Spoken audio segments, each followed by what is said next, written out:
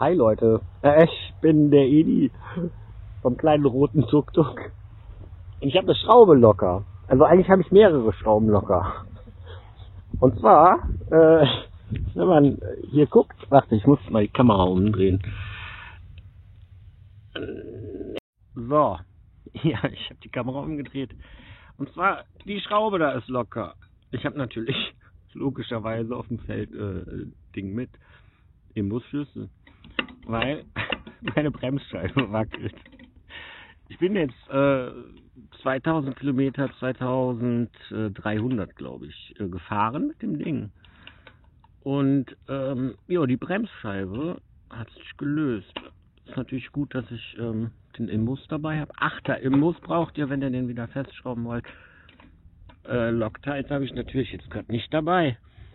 Aber kleiner Tipp, wenn ihr so einen Volta habt, ab und an kann man da schon mal gucken, dass man die Schrauben nachzieht. Ne? Ich habe auch noch eine andere Baustelle. Mache ich gleich auch. Das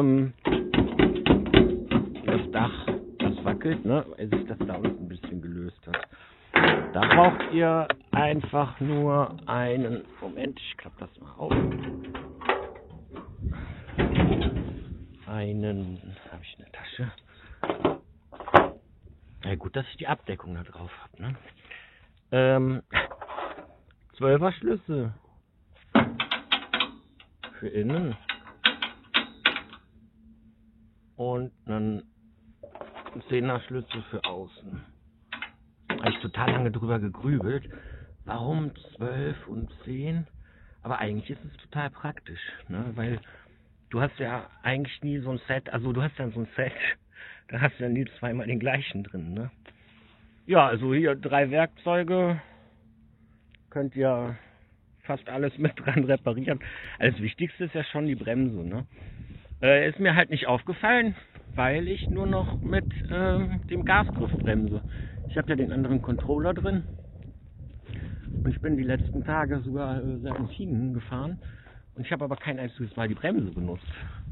Das heißt, ich habe es eigentlich nur am Geräusch gehört, dass die Scheibe vorne gewackelt hat. Weil die Bremsung läuft jetzt komplett über den Akku. Ne? Das geht sogar ganz gut bis 0 km/h. Ne? Bin ich ganz froh drüber. Ja.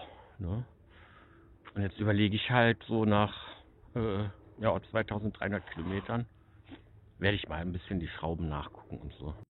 So, die ist fest. Wackelt nichts mehr. Hier wackelt auch nichts mehr. Und ich habe tatsächlich hier vorne nochmal nachgezogen. Da hatte ich ein bisschen Angst, dass mir das ausreißt oder so. Aber es quietscht nicht mehr. Bin ich schon mal sehr froh. Ja, jetzt mache ich noch Kaffeepäuschen. Kaffee habe ich dabei. 3 Werkzeuge. Totaler Unsinn hier. Tschüss.